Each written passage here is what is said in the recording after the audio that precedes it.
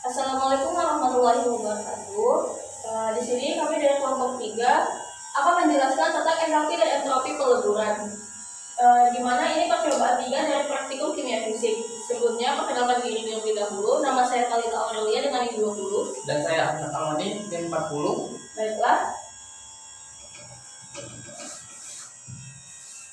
Ada pula tujuan dari percobaan ini yaitu mahasiswa dapat membuat dan membedakan kurva pendinginan cairan murni dan larutan. Yang kedua, mahasiswa dapat mengamati peristiwa penurunan titik beku yang disebabkan penambahan zat larut. Dan yang terakhir, mahasiswa dapat menghitung entalpi dan entropi pembekuan dengan menggunakan ukur Van Hoff. Ada pula landasan teori pada percobaan ini. Menurut Self-Earth et al. 2021, hubungan linear antara perubahan entalpi dan perubahan entropi sangat erat kaitannya dengan spontanitas suatu reaksi. Menurut Marfa Unut 2023, pada hukum kedua termodinamika terkait entropi, yaitu bahwa segala sesuatu di dalam sedang bergerak ke arah menuju keadaan gangguan total atau entropi maksimum. Dan yang terakhir, menurut perubahan 2020, perubahan entalpi dalam tahap perubahan terbatas pada tekanan konstan sehingga membuat perubahan entalpi untuk proses sama dengan saat pertukaran panas dalam suatu sistem pada tekanan konstan.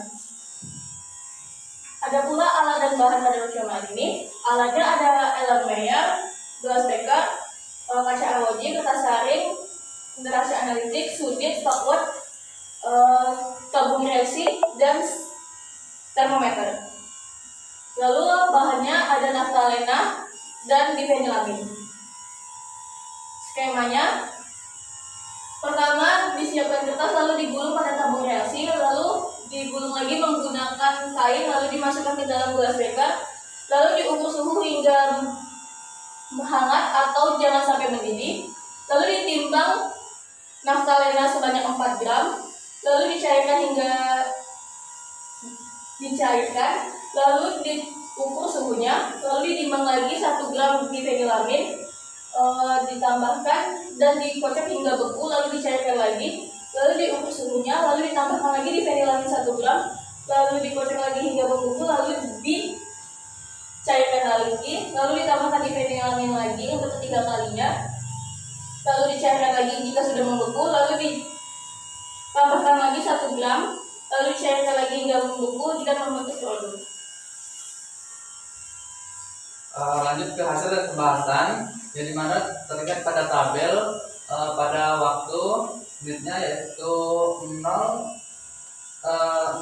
sampai ke bawah, dan didapatkan temperatur naftalin murninya yaitu semakin ke bawah maka penurunan suhunya yaitu semakin bertahap. Dan selanjutnya ada penambahan difenilamin dari ke-1 hingga ke-4, di mana juga terdapat penurunan suhu secara bertahap. Tetapi pada percobaan 4, yaitu pada yang terakhir ini, itu terdapat penurunan suhu secara singkat, yaitu di mana semakin ke bawah seiring dengan waktunya yang bertambah, suhu yang tercatat pada semua kolom di naftalen dan larutan difenilamin cenderung menurun atau berkurang. Selanjutnya ada grafik hubungan suhu naftalen murni terhadap waktu. Di sini terdapat penurunan suhu secara bertahap, yang dimana dari 81 hingga sekitar di 69. Nah, pada percobaan ini ditambahkan difenilamin terhadap titik beku dari naftalen. Dan selanjutnya itu ada grafik pada hubungan naftalen dan difenilamin satu terhadap waktu. Di sini juga terdapat penurunan suhu secara bertahap, yang dimana terdapat dari suhu 61 hingga sekitar dari 54, dan dimana naftalen berfungsi sebagai zat pelarut utama atau zat murni yang titik bekunya diamati, sedangkan difenilamin bertindak sebagai zat terlarut yang menyebabkan penurunan titik beku berdasarkan sifat koligatifnya. Selanjutnya yaitu grafik hubungan suhu naftalen dan difenilamin kedua terhadap waktu. Di sini juga terdapat penurunan suhu secara bertahap, di mana dari 54 hingga 49, dan pada grafik ini semakin besar massa difenilamin yang ditambahkan, semakin besar jumlah partikel terlarut atau mol dalam naftalen, sehingga menyebabkan penurunan titik beku yang lebih besar. Dan selanjutnya ada hubungan suhu naftalen dan difenilamin ketiga terhadap waktu. Di sini juga terdapat penurunan suhu secara bertahap, yaitu di sekitar 39 hingga 30, dan dalam konteks penurunan titik beku, persamaan Van Hoff membantu menjelaskan hubungan energi antara fase padat dan cahaya serta memprediksi penurunan entalpi dan entropi berdasarkan pergeseran titik beku akibat penambahan zat terlarut. Selanjutnya ada hubungan suhu terhadap naftalen dan difenilamin keempat terhadap waktu. Di sini juga terdapat penurunan suhu dan dari sekitar 39 hingga 29, dan bahan isolator digunakan untuk mencegah pertukaran panas antara sistem dan lingkungan, sehingga perubahan suhu yang diukur benar-benar mencerminkan proses peluburan atau pembekuan yang terjadi dalam sampel. Selanjutnya yang terakhir yaitu ada hubungan 1/TF terhadap bulan XC10H8, yang dimana ada penurunan suhu pada garis depthnya itu terdapat lengkungan, di mana penurunan titik beku delta TF sebanding dengan jumlah partikel terlarut yang direpresentasikan melalui fraksi mol atau molaritas. Semakin besar fraksi mol zat terlarut, semakin besar gangguan terhadap struktur kristal pelarut, sehingga delta TF meningkat secara linear sesuai persamaan delta TF sama dengan KF kali M. Ada pula kesimpulan dan saran dari pertemuan ini. Yang pertama, kesimpulan satu, pada kurva pendinginan cairan murni, apabila cairan didinginkan maka suhunya akan turun sehingga mencapai titik bekunya. Setelah titik beku dicapai, suhu tidak akan turun lagi sebelum semua cairan berubah menjadi padatan. Setelah seluruh cairan berubah menjadi padatan, baru suhu akan turun kembali. Pada sekitar titik beku cairan murni, kadang terjadi peristiwa lewat beku. Pada peristiwa ini cairan tersebut tidak beku walaupun suhunya telah berada di bawah titik beku. Sedangkan pada kurva pendinginan larutan, selain titik beku dan larutan, suhu tidak tetapi menurun. Kedua, pada penurunan titik beku naftalena, menurunnya setelah ditambahkan difenilamin. Hal ini sesuai dengan hukum Raoult yang menyatakan bahwa saat penambahan zat terlarut menyebabkan titik beku zat murni turun karena larutan menjadi lebih pekat saat pembekuan berlangsung. Dan yang terakhir, berdasarkan pada perhitungan yang telah dilakukan, didapat entalpi pembekuan sebesar minus 13.028,8694 Joule per mol, dan entropi pembekuan sebesar 38,0098 Joule mol Kelvin. Sarannya, sebaiknya pada naftalena dilakukan dengan pengukuran suhu yang lebih teliti serta menggunakan alat yang terkalibrasi agar hasil perubahan entalpi dan entropi lebih akurat dan sesuai dengan nilai teoritis. Ini adalah daftar pustakanya.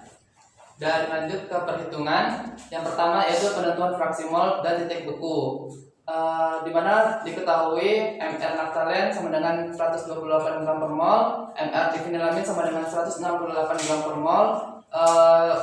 Yang pertama yaitu menghitung massa naftalen sama dengan rumus gram per mol, dan didapatkan 0,0319 mol. Selanjutnya penambahan difenilamin yang pertama, massa difenilaminnya yaitu 1,0097 gram. Hitung mol difenilaminnya dan didapatkan 0,0059 mol. Lalu dihitung XC10H8 dengan rumus mol naftalen per mol naftalen tambah mol difenilamin, dan didapatkan hasilnya 0,8439. Selanjutnya dihitung bulan XC10H8, dimasukkan bulan 0,8439 dan didapatkan hasilnya 0,1697. Dan selanjutnya pada penambahan difenilamin kedua, massa difenilaminnya yaitu 2,013 gram, mol difenilaminnya yaitu 0,0119 mol. dan XC10H8-nya didapat 0,7266 dan ln XC10H8-nya didapatkan min 0,3193. Dan untuk yang C, penambahan difenilamin yang ketiga, yaitu massa difenilaminnya yaitu 3,0133 gram. Mol difenilaminnya didapatkan 0,0178 mol dan XC10H8-nya didapatkan 0,6418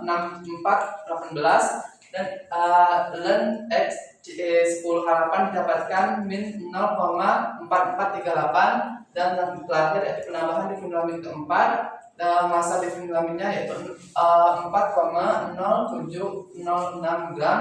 Mol difenilaminnya didapatkan 0,0240 mol dan XC10H8-nya didapatkan 0,5706 dan ln XC10H8-nya didapatkan min 0,5516.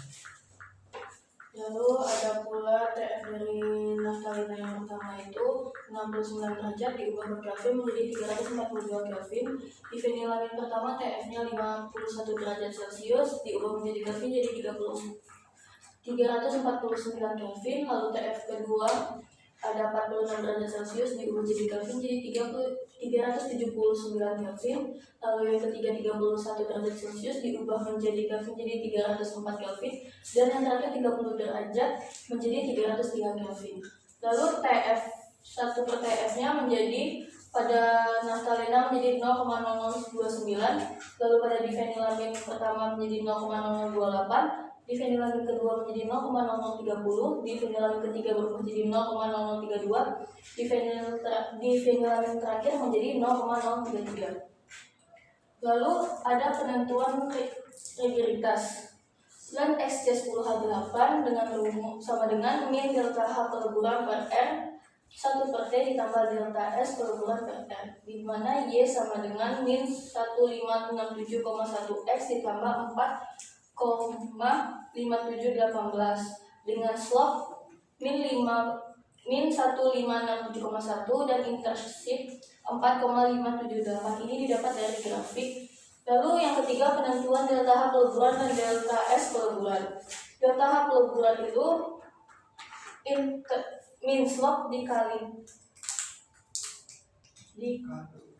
K sama dengan min 1567,1 dikali 8,3114, di mana hasilnya menjadi minus 13.028,8694. Delta S-nya intercept dikali X dikali K, di mana 4,5718 dikali 8,314, di mana hasilnya 38,0099. Lalu yang terakhir penentuan titik beku secara teoritis, menentukan difenilamin. TF naftalena sama dengan 80,26 derajat Celcius. TF naftalena sama dengan 6,9 derajat per mol. Massa difenilamin sama dengan 1,0097. Ditanya TR. Delta TF sama dengan KF dalam kurung gram per ml dikali 1000 per massa naftalina, sama dengan 6,9 dikali 1,0097 per 169 dikali 1000 per 4,0861 dan didapatkan hasil 9,9629. TF sama dengan TF derajat dikurang delta TF yang dihasilkan dengan 70,2971. Penentuan difenilamin yang pertama, delta TF sama dengan KF gram per ml dikali 1000 per massa naftalina. 69 dikali 0,0119 dikali 244,7321 hasilnya 20,0948. TF-nya delta TF derajat dikurang delta TF, maka hasilnya 60,1652.